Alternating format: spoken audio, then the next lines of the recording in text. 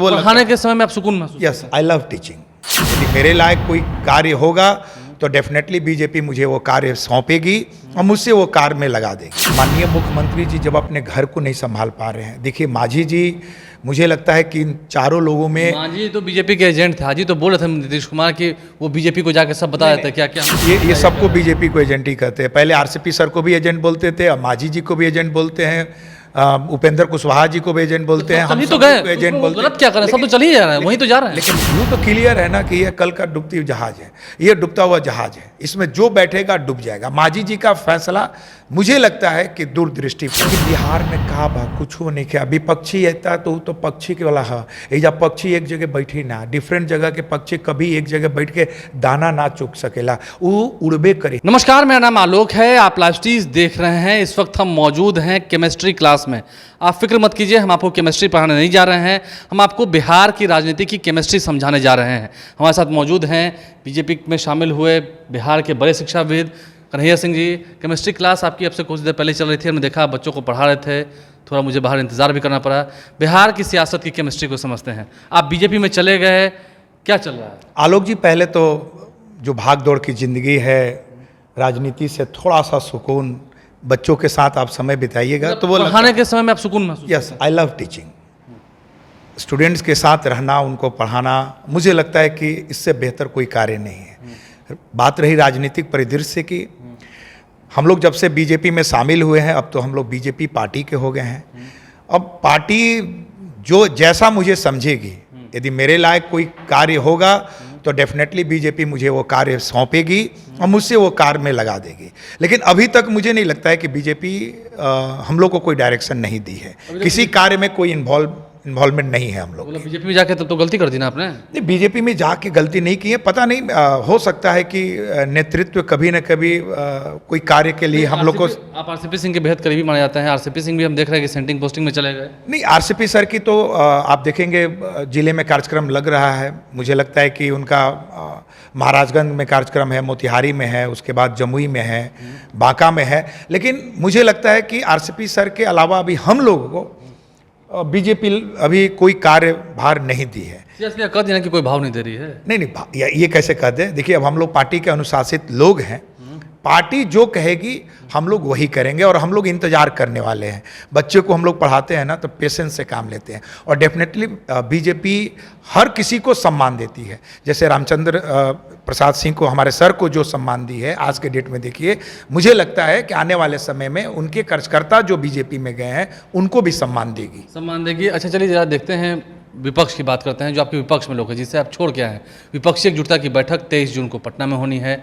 लगता है कि बीजेपी को हरा पाएंगे? आप एक बात तो जान लीजिए कि माननीय मुख्यमंत्री जी जब अपने घर को नहीं संभाल पा रहे हैं, देखिए मांझी जी, मुझे लगता है कि इन चारों लोगों में। मांझी तो बीजेपी के एजेंट थे। हाजी तो बोल रहे थे नीतीश कुमार कि वो बीजेपी को जाके सब बता देते क्या क्या। ये सबको बीजेपी को एजेंट ही कहते हैं। पहले आरसीपी सर को भी एजेंट बोलते थे, अब मांझी जी को भी एजेंट बोलते हैं, उपेंद्र कुशवाहा जी को भी एजेंट बोलते हैं, हम तो गए एजेंट बोलते हैं। गलत क्या करें, सब तो चल ही जा रहे हैं, वहीं तो जा रहे हैं। लेकिन एक बात तो तय हो गया ना आलोक भाई कि कहीं ना कहीं माननीय मुख्यमंत्री जी दलित महादलित विरोधी हैं। इनके चारों लोग में, यदि 5 लोग में बताइए तो केवल मांझी जी ही ऐसे थे जो दलित महादलित की पार्टी थी। इनको कहाँ सम्मान? तो मांझी जी के बेटे ने खुद इस्तीफा दिया ना, इन्होंने थोड़ी मांगा था। नहीं, मजबूर कर देते हैं। आप ये जान लीजिए, माननीय मुख्यमंत्री जी मजबूर कर देते हैं। इनकी पार्टी जो जेडीयू है, आप बताइए, ललन सिंह कहते हैं कि दुकान। आप पार्टी को किसी भी कार्यकर्ता के ये, मतलब आप दलित महादलित की पार्टी है तो आप उसको छोटी दुकान बोलेंगे, और आप स्वर्ण हो गए तो आप बड़ी दुकान है। आप जेडीयू को क्या कहते हैं? आप जेडीयू को क्या कहते हैं? देखिए, जेडीयू तो क्लियर है ना कि ये कल का डूबती जहाज है, ये डूबता हुआ जहाज है, इसमें जो बैठेगा डूब जाएगा। मांझी जी का फैसला मुझे लगता है कि दूरदृष्टि फैसला। जेडीयू में जाना यानी कि डूब जाना? एकदम, जेडीयू में जाने का मतलब है कि डूब जाना है। जेडीयू के जितने भी कार्यकर्ता है आज के, देखिए 30 मई से 30 जून तक जो प्रोग्राम चल रहा है बीजेपी का, 9 साल बेमिसाल जो कार्यक्रम चल रहा है, आप देखिए बीजेपी के कार्यक्रम में क्या माहौल है, लोग की कितनी भागीदारी है, जनता। नीतीश जी तो कह रहे थे 9 साल में काम ही कुछ नहीं हुआ है। तो 9 साल में काम नहीं हुआ तो इनका जो भागलपुर का पुल है वो कैसे गिर गया, ये अपने बारे में सोचे ना। कैसे गिर गए वो पुलवा कैसे गिर गई जाना तो रखे ना, ये बिना हवा बहले गिर गई। ये जो पुल था ये बालू का ढेर था, ये गिर गई। और एक बात जान लीजिए, माननीय मुख्यमंत्री जी को यहाँ की जनता, अपार जनता कितनी प्रेम करती थी। पिछले 15-17 साल से इनको इस कुर्सी पे बैठाई हुई।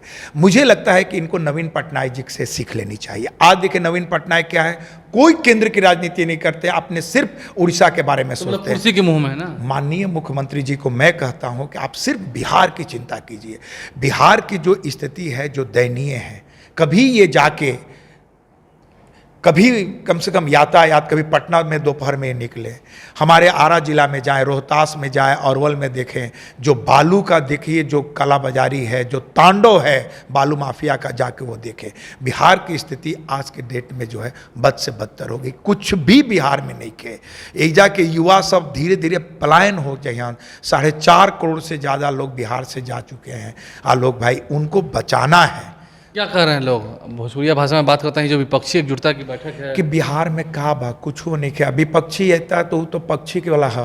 ये जब पक्षी एक जगह बैठी ना, डिफरेंट जगह के पक्षी कभी एक जगह बैठ के दाना ना चुग सकेला, वो उड़बे करी। लेकिन सब आवत होता, बिहार आवता अभी आवे तो दे ना। देखिए ना, पहले तो डेट बदलवा दिया ना, अब ड्राइविंग सीट पे कौन है आप मुझे बताइए?